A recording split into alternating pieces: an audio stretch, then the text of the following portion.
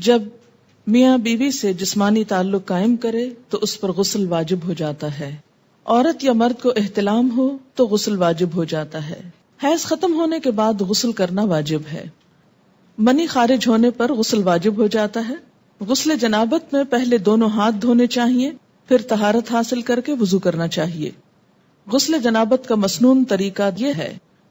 حضرت عائشہ رضی اللہ تعالی عنہا سے روایت ہے کہ جب رسول اللہ صلی اللہ علیہ وسلم غسل جنابت فرماتے تو پہلے اپنے دونوں ہاتھوں کو دھوتے، پھر دائیں ہاتھ سے بائیں ہاتھ پر پانی ڈال کر استنجا کرتے. یعنی استنجا کے لیے بایاں ہاتھ استعمال کرنا چاہیے جبکہ پانی دائیں ہاتھ سے ڈالنا چاہیے. پھر نماز کی طرح کا وضو کرتے. اس کے بعد ہاتھوں کی انگلیوں سے سر کے بالوں کی جڑوں کو پانی سے تر کرتے. یعنی پورے سر کی سکن اور بالوں کی جڑیں اچھی طرح ویٹ ہونی چاہیے، دھلنی چاہیے. 3 لپ پانی سر میں ڈالتے، یعنی 3 times ایٹ لیسٹ سر پہ پانی پور کرتے، اور پھر سارے بدن پر پانی بہا دیتے. آخر میں پھر پاؤں دھوتے. اسے بخاری اور مسلم نے روایت کیا ہے. پاؤں دھونے کی حکمت کیا ہے؟ اس لیے کہ کچی زمین ہوتی تھی اور نہاتے وقت پانی جب زمین پہ پڑتا تو چھینٹے دوبارہ پاؤں پنڈلیوں تک آ جاتے، تو اس سے آخر میں پھر پاؤں دھو لیتے اور مکمل طور پر پاک ہو جاتے. تو ترتیب کیا ہوئی؟ پہلے دونوں ہاتھ دھونا. ہاتھ کیوں دھونے کی ضرورت ہے؟ اس لیے کہ ہاتھ اگر کسی بھی ناپاک چیز کو لگے ہیں تو ہاتھ صاف کر لیے جائیں، اور صاف کرتے وقت برتن کے اندر ہاتھ ڈال کے ہاتھ نہیں دھوئے جائیں گے بلکہ برتن کو انڈیل کر اس سے پانی لے کر ہاتھ دھوئے جائیں گے. ہاتھ دھونے کے بعد استنجا، اور استنجا کرنے کے بعد پورا وضو. وضو کرنے کے بعد سر کے اوپر اچھی طرح پانی بہانا، اس طرح کے بالوں کی جڑیں تر ہو جائیں. کوئی اگر چیز ایسی لگی ہوئی ہو کہ جس سے سکن تک پانی نہیں پہنچتا تو اس چیز کو کھرچنا اور صاف کرنا ضروری ہے. مثلا اگر چنگم لگ گئی ہے کہیں یا کوئی اور پینٹ لگ گیا ہے تو سکن سے اس کا ہٹانا ضروری ہے تاکہ سکن تک پانی پہنچے. اس کے بعد پورے جسم پہ پانی بہا لیا اور پھر آخر میں پاؤں دھو لیے.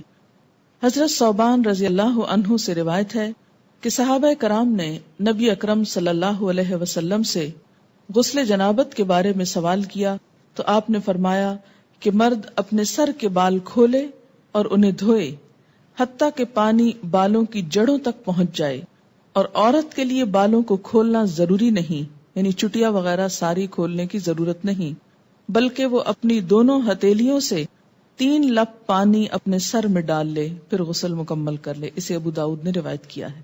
اس سے کیا پتہ چلتا ہے کہ سارے بال دھونا ضروری نہیں بلکہ سر کی سکن اور جڑیں بھگونا ضروری ہے، اور اس میں کوئی ایک بال برابر جگہ بھی خشک نہیں رہنی چاہیے.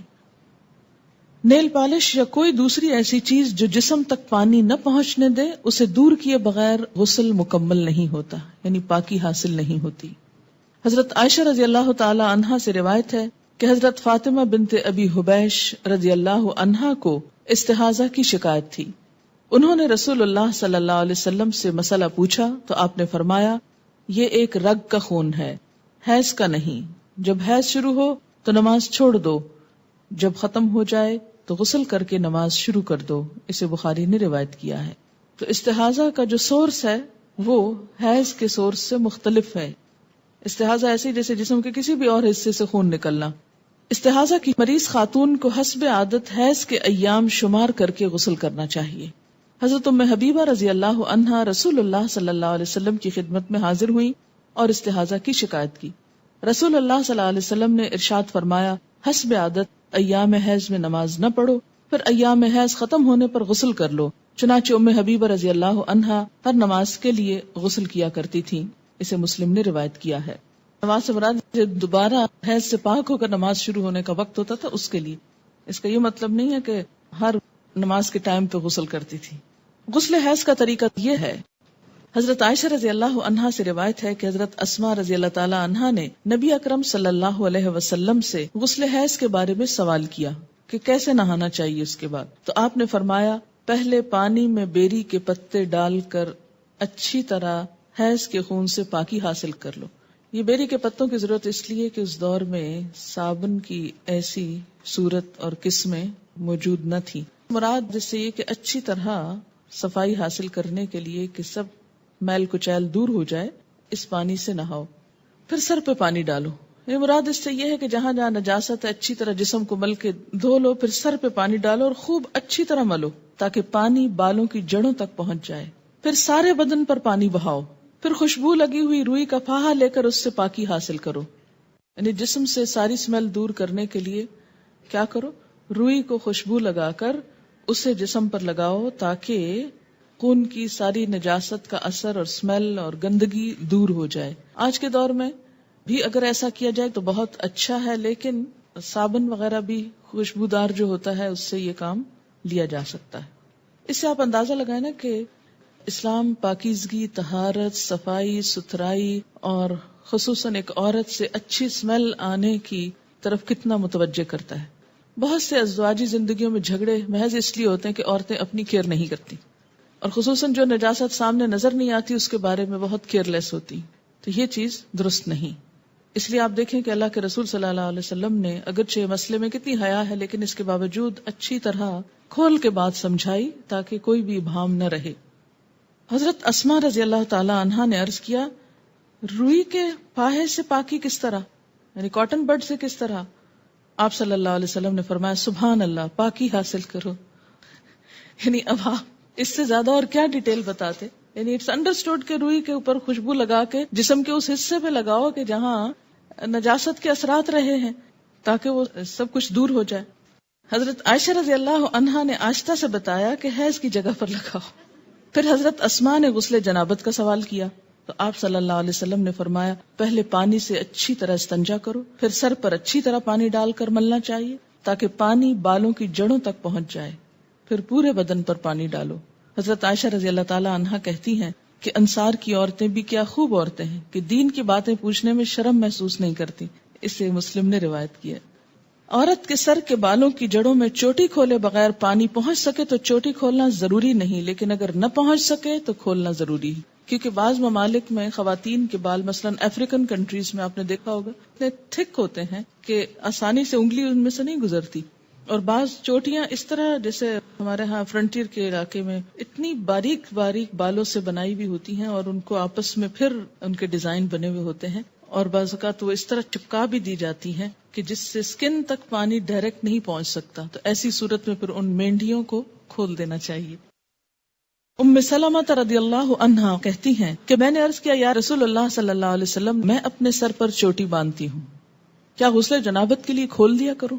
آپ نے فرمایا، نہیں، سر پر 3 لپ پانی ڈال لینا کافی ہے اور اس کے بعد سارے بدن پر پانی بہا کر پاک ہو سکتی ہو. اسے مسلم نے روایت کیا ہے. حضرت عائشہ رضی اللہ تعالی عنہا سے روایت ہے کہ جب وہ غسل حیض کرنے لگی تو آپ صلی اللہ علیہ وسلم نے فرمایا، اپنے بال کھول لو اور غسل کرو. اسے ابن ماجہ نے روایت کیا. ینگ تھی، ان کے بال ہو سکتا بہت تھک ہو. حضرت ام سلمہ ایجڈ تھی، 4 بچوں کی ماں تھی، بال ایک ایک بچے کے بعد جھڑتے گئے اور ہلکے ہو گئے، اس لیے ان کے لیے کافی تھا کہ وہ پانی ڈال لیں. لیکن حضرت عائشہ کو آپ نے کچھ اور بتایا، اس لیے کہ ان کے بال تھک ہوں گے. غسل حیض یا غسل جنابت یا عام غسل کے دوران کلمہ شہادت پڑھنا یا ایمان کی صفات پڑھنا سنت سے ثابت نہیں. یعنی غسل اور طہارت کا تعلق پراپر طریقے سے ہے کہ پانی پورے جسم کو پہنچ جائے اور کوئی جگہ خشک نہ رہے. زبان سے کچھ بھی پڑھنے کی ضرورت نہیں. جمعے کے روز غسل کرنا مسنون ہے، پسندیدہ ہے. حضرت عبداللہ بن عمر رضی اللہ عنہما کہتے ہیں کہ رسول اللہ صلی اللہ علیہ وسلم نے فرمایا، جب کوئی نماز جمعہ کے لیے آئے تو غسل کر کے آئے. اسے بخاری اور مسلم نے روایت کیا ہے، کیونکہ ایک بڑی گیدرنگ ہوتی تھی اور اس میں لوگوں کو ایک تکلیف ہوتی تھی پسینے وغیرہ کی بو سے، جب تک کہ دوسرے صاف ستھرے ہو کرنا. ابتداء میں آپ صلی اللہ علیہ وسلم نے اس کو لازم کر دیا، لیکن بعد میں جب لوگ عادی ہو گئے تو پھر اس کے بعد اتنی سختی نہیں کی جاتی تھی. غسل کے لیے پردے کا اہتمام کرنا ضروری ہے. حضرت یعلا بن امیہ رضی اللہ عنہ سے روایت ہے کہ رسول اللہ صلی اللہ علیہ وسلم نے ایک شخص کو کھلے میدان میں برہنہ نہاتے دیکھا تو آپ صلی اللہ علیہ وسلم ممبر پر تشریف لائے، اللہ کی حمد و ثنا کی اور فرمایا، اللہ عز و جل بڑا حوصلے والا اور شرم والا ہے، حجاب اور حیا کو پسند فرماتا ہے، لہذا جو کوئی غسل کرنا چاہے پردہ کر کے غسل کرے. اسے ابو داؤد اور نسائی نے روایت کیا ہے. اسی لیے اجتماعی حمام جس میں بہت سارے لوگ مل جل کر نہائیں یا سوئمنگ کریں یا پھر کسی بھی سی سائڈ پر بکنیز پہن کر اچھل کود کریں تو یہ درست نہیں. عورت کے لیے کسی دوسری عورت کو اور مرد کے لیے کسی دوسرے مرد کو غسل کرتے ہوئے دیکھنا منع ہے. حضرت ابو سعید خدری رضی اللہ عنہ کہتے ہیں کہ رسول اکرم صلی اللہ علیہ وسلم نے فرمایا، کوئی عورت کسی دوسری عورت کا سطر نہ دیکھے، کوئی مرد کسی دوسرے مرد کا سطر نہ دیکھے. اسے ابن ماجہ نے روایت کیا ہے. غسل یا وضو کرتے ہوئے پانی کے استعمال میں احتیاط کرنی چاہیے. حضرت انس رضی اللہ عنہ فرماتے ہیں کہ رسول اللہ صلی اللہ علیہ وسلم وضو کے لیے 1 مد پانی نصف لیٹر سے کچھ زیادہ، ½ لیٹر سے تھوڑا سا زیادہ، اور غسل کے لیے 1 سا پانی تقریباً 1 لیٹر سے 5 مد پانی تقریباً 3 لیٹر تک استعمال کرتے تھے. اسے بخاری اور مسلم نے روایت کیا ہے. جی ہاں، ہم تو بالٹیاں اور ٹب بہا دیتے ہیں، ٹینک خالی کر دیتے ہیں، ٹینکرز منگواتے ہیں. دیکھیے آپ صلی اللہ علیہ وسلم سے ایک شخص نے یہی بات کہی تو آپ نے فرمایا، خواہ تم دریا کے کنارے ہو پھر بھی ضرورت کا استعمال کرو. آج آپ دیکھیں کہ کس قدر یہ پرابلمز ہو رہے ہیں وسائل ریسورسز کے مس یوز کرنے کی وجہ سے، جتنی پولوشن ہو رہی ہے اور جتنا نقصان ہو رہا ہے. اس میں ضرور کوئی حکمت ہے. چلیے ہم اگر اتنا نہیں تو ایٹ لیسٹ کچھ تو بچت کر سکتے ہیں، کوشش کرنے پر ہو بھی سکتا ہے. ایسا ہے کہ ہمارے ہاں عادت کیا ہے کہ آپ ٹوتھ پیسٹ لگاؤ، برش کو آہستہ آہستہ ٹیپ کھول دو، وہ کھلی رہے، آپ برش کرتے رہیں، شیشہ دیکھتے رہیں، ادھر ادھر دیکھتے رہو، کھلی ہے. تسلی کیا ہے کہ اب جب ایک دم ضرورت پڑے گی تو کھولنی نہیں پڑے گی. اچھا اسی طرح اگر آپ نے چولہا جلا دیا ہے ایک دفعہ تو کھلا رہے، گیس جلتی رہے، دوبارہ پھر ایک تیلی ضائع ہوگی. یا یہ کہ اب کون ماچس کھولے اور اس میں سے لائٹر آن کرے، پریس کرے اور اس میں اٹھائے اور لگائے. تو بہتر ہے کھلا رہے، جتنی دیر 2 4 5 گھنٹے کچن میں کام ہو رہا ہے بس جل رہی ہے گیس. تو یہ سب چیزیں اسراف میں آ جاتی ہیں. ایسا کرنا جو ہے وہ دوسرے انسانوں کے حق کو مارنا ہے. پھر اسی طرح باتھ روم میں کوئی نہیں، بس بجلی جلتی رہے، اس لیے کہ پھر کبھی جانا پڑا تو پھر کون بٹن آن کرے گا. تو اس سے آپ دیکھیں کہ بے وجہ ایک تو بل پے کرتے ہیں آپ، دوسری بات یہ ہے کہ ریسورسز ضائع ہوتے ہیں. ہمارے ملک میں پہلے ہی بجلی کی کمی ہے، بہت سے گاؤں دیہات وغیرہ کو بجلی کیوں نہیں مل رہی؟ اس لیے کہ بجلی ہے نہیں. اسی طرح بعض اوقات لوڈ شیڈنگ ہو جاتی. کیوں کرنی پڑتی ہے لوڈ شیڈنگ؟ اس لیے کہ ہم احتیاط سے استعمال نہیں کرتے. تو ہر چیز اپنی ضرورت اور حد کے اندر ہو تو وہی بہتر ہے. مسنون طریقے سے غسل کرنے کے بعد وضو کی ضرورت باقی نہیں رہتی. حضرت عائشہ رضی اللہ عنہا فرماتی ہیں کہ رسول اللہ صلی اللہ علیہ وسلم غسل کے بعد وضو نہیں کیا کرتے تھے، کیونکہ غسل شروع ہونے سے پہلے سب کچھ استنجا بھی کر لیتے، وضو بھی کر لیتے اور پھر صرف پانی بہاتے تھے. اسے ابو داؤد، ترمذی، ابن ماجہ، نسائی اور حاکم نے روایت کیا. اس سے کیا پتہ چلتا ہے کہ انسان اس کے بعد اگر نماز پڑھنا چاہے تو نماز بھی پڑھ سکتا ہے. ہمارے ہاں تو یہ تصور ہے نا کہ سر سے دوپٹہ اترا تو وضو ٹوٹ جائے گا، یا یہ ہے کہ اگر کپڑے چینج کیے تو وضو ٹوٹ جائے گا. تو کپڑے چینج کرنے سے اور سر کے دوپٹہ اترنے سے وضو نہیں جاتا، اور اس کے لیے یہی دلیل ہے. جی پسندیدہ یہی ہے کہ ہر کام میں دایاں طرف استعمال کیا جائے. اسی طرح نہاتے وقت اگر جیسے بازو پہ صابن لگا رہے ہیں تو پہلے رائٹ سائڈ پہ لگائیے، ہاں پھر دوسری طرف آ جائے. لیکن یہ بھی ہو سکتا ہے نا کہ پہلے اگر ہاف اوپر والے کو اگر آپ پہلے دائیں اور پھر بائیں پہ کر لیا، پھر دائیں ٹانگ اور بائیں اس پہ کر لیا، یا سارا اوپر سے نیچے تک رائٹ پہلے کر لیں پھر پورا لیفٹ کر لیں، تو جیسے بھی آسانی ہو. ایک بات یاد رکھیے، اس میں بڑی آسانی رہے گی آپ سب کو کہ ناپاکی 2 طرح کی ہوتی ہے، جنابت، اور اسی میں جنابت کی 2 بڑی وجوہات ہیں، انٹرکورس اور احتلام. یہ جنابت میں آ جاتی ہیں دونوں چیزیں، ٹھیک ہے، یہ غسل کو واجب کرتی ہیں. اور دوسری بڑی ناپاکی کیا ہے؟ حیض. ان دونوں کے بعد یعنی جنابت اور حیض دونوں کے بعد نہانا فرض ہے، لازم ہے، الا یہ کہ کوئی بیمار ہو. اس صورت میں کیا ہے؟ تیمم ہے. واضح. جمعے کے دن نہانا مسنون ہے، مسلمان ہونے کے بعد نہانا واجب ہے، مردے کو غسل دینے کے بعد نہانا مستحب ہے. عام طور پر پاکیزگی اور صفائی ستھرائی کے لیے نہانا بھی مستحب ہے، اچھا ہے، انسان کی کیفیت زیادہ بہتر ہوتی ہے بنسبت اس کے کہ انسان میلا کچیلا رہے. اب جو فرض غسل ہے، کون کون سا؟ جنابت اور حیض دونوں کا فرض غسل. اس میں آپ دیکھیے کہ پھر 2-3 چیزیں لازم ہیں. ایک یہ ہے کہ وضو کی طرح کا وضو ہو. وضو سے مراد کیا ہے؟ کلی اور ناک میں پانی ڈالنا، باقی تو سارا آپ دھو ہی لیتے ہیں. اگر آپ وضو نہیں کریں گے کلی اور ناک میں پانی نہیں ڈالیں گے تو آپ کا پاک ہونے کا غسل نہیں ہوگا. اور دوسری بڑی شرط کیا ہے؟ سارے جسم پہ پانی بہانا، کہ ایک بال جتنی جگہ بھی خشک نہ رہے. اگر آپ نے آٹا گوندا ہے اور آٹا آپ کے ہاتھوں کے ساتھ سوکھ کے اندر کو ناخنوں میں لگ گیا ہے اور وہ نہیں آپ نے اتارا اور آپ نہا چکے تو اس سے آپ کا غسل نہیں ہوتا. اگر جنابت، احتلام، حیض و نفاس ان تمام طریقوں سے پاکی حاصل کرنے کے لیے ایک ہی طرح کا غسل کیا جائے گا، تینوں کا طریقہ الگ الگ ہے، ایک ہی طرح کا غسل ہے. کیا دوران حیض نہانا منع ہے؟ کوئی منع نہیں ہے. ڈیورنگ پیریڈز نہا سکتے ہیں. It depends.